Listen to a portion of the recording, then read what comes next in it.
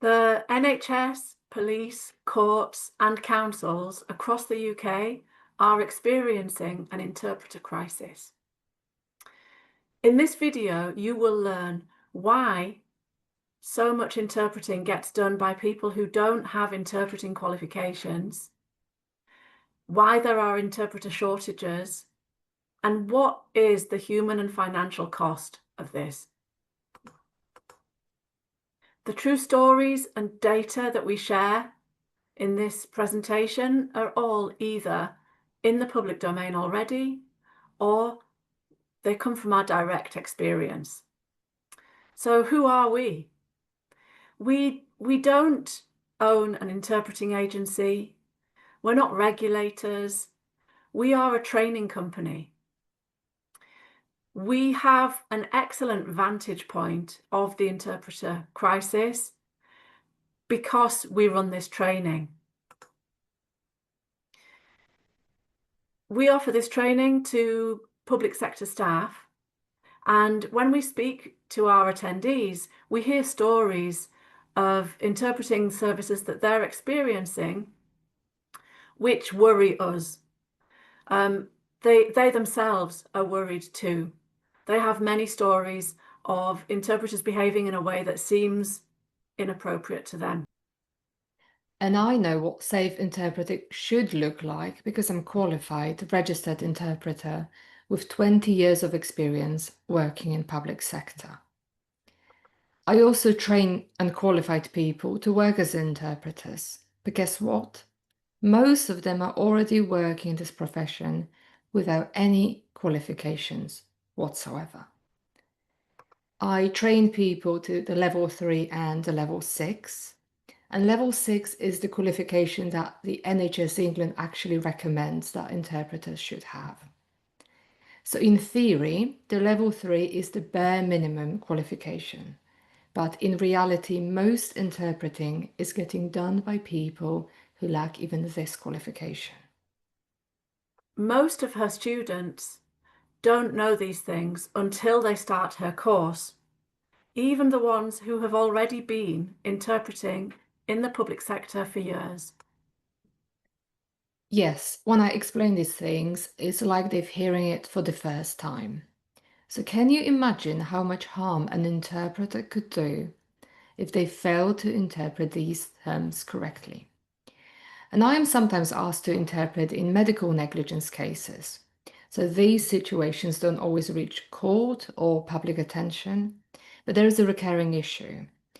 Has the patient truly understood what they consented to? And without a qualified interpreter, informed consent may not be possible, and that can have serious consequences. But as you can see, informed consent is only one of the things that people fail to understand until they qualify as interpreters. Interestingly, the NHS does recommend that we use level 6 qualified interpreters, and it's the same in all public sectors. Everyone agrees that level 6 should be the qualification that all interpreters have, but nobody insists on it. So the recommendation just gets ignored, and people who speak 2 languages get those assignments, and people think, oh, that's probably enough. It doesn't matter how well you have trained your staff to understand their job and the terminology of their sector if the interpreter that they're working through to provide that service doesn't understand those key terms. But it's not against the law to give interpreting assignments to people who have no interpreting qualifications. If an agency sends out unqualified people to do the job of an interpreter, it doesn't make the headlines. In order to make the headlines, agencies have to do something extra. For example, commit fraud. This headline from 2018 refers to an agency called Language Empire. You may have heard of them, they're still in business. Here's another agency which is still in business. They're based in Gateshead. They're also known as Interpreting Line.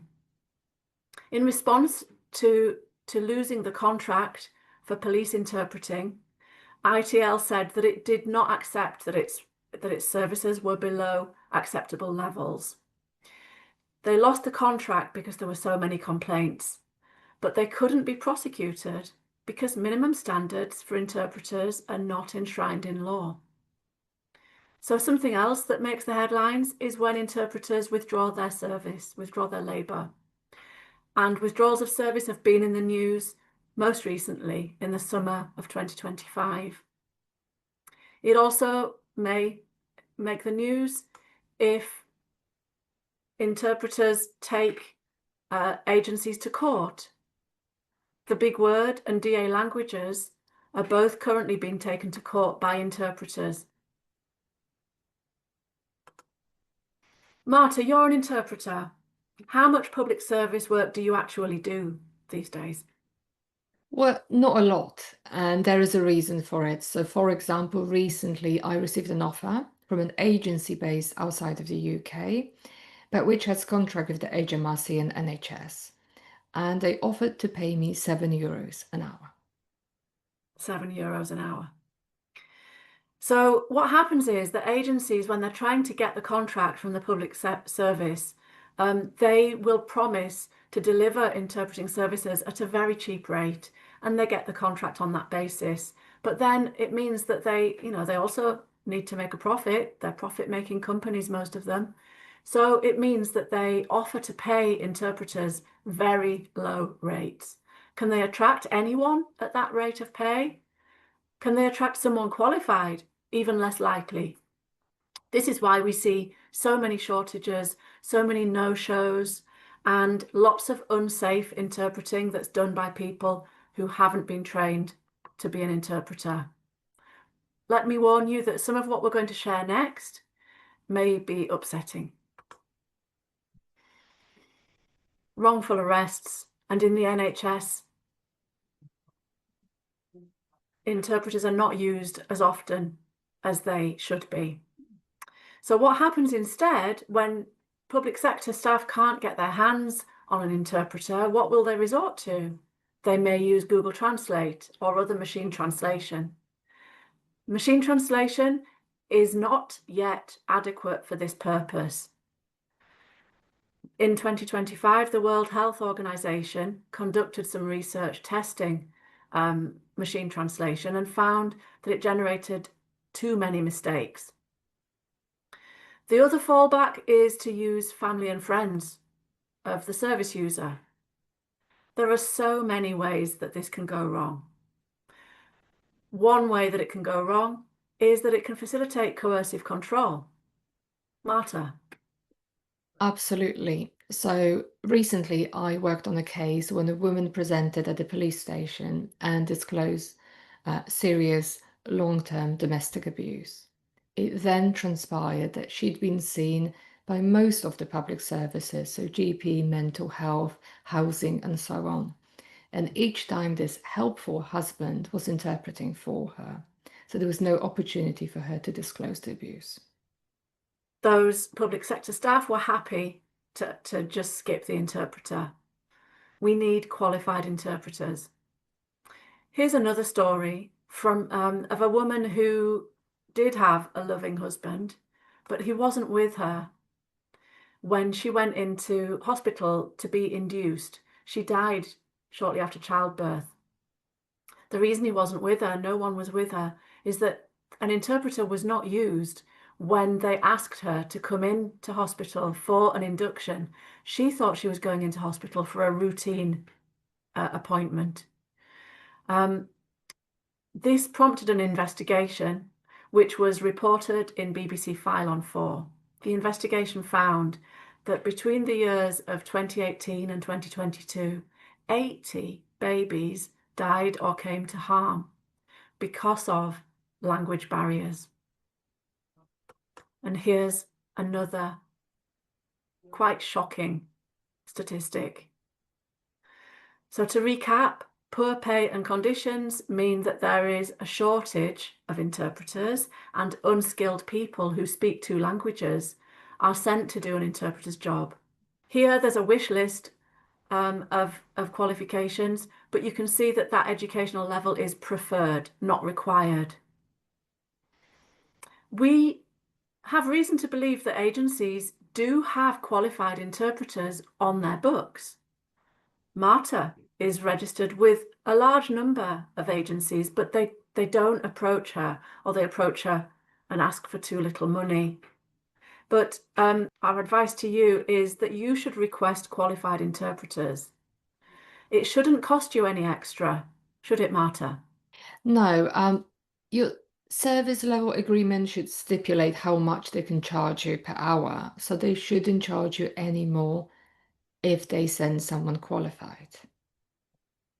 And we recommend that you undergo training, you and your team undergo training so that you know how to work with interpreters. This is the course that we offer. It's a 2-hour workshop. It's also available as an e-learning package. So you will learn many things, many essential skills. Three of the things you learn help you to mitigate the impact of the interpreting crisis. You'll learn which qualifications to ask for. Instead of assuming that you're going to be sent someone qualified, ask for somebody with a minimum level 3. The poster that you can see here is one of 12 posters that you'll receive in the training. You'll also learn on the course how to communicate in a way that makes accurate interpreting more likely to take place, because you're communicating in a way that's easier to understand and interpret. Finally, you'll also learn to recognize signs of unsafe interpreting. Staff need to be very clear about what good interpreting looks like, and there's a lot of confusion around this because of the proliferation of unskilled people who are doing that job, and it's not common sense. We are English Unlocked. We're here to help you overcome language barriers in an ethical way. Thank you for caring enough about this to watch this video to the end. We have other resources that you can use. The training does incur a cost, but we've created some free resources because we care about this issue. This issue makes us angry and we want to see changes. We ask you to please check the quality. If you're using an agency, why not audit them? We've created tools that you can use to be able to do this in a very quick, easy way for you. And a survey that you can give to front-facing staff to find out, do you have a problem, or are you using interpreting services that are good? Those services do exist, they are out there. Maybe those are the ones you're using. So please get in touch if you think that we can help. We'll be happy to explore next steps with you.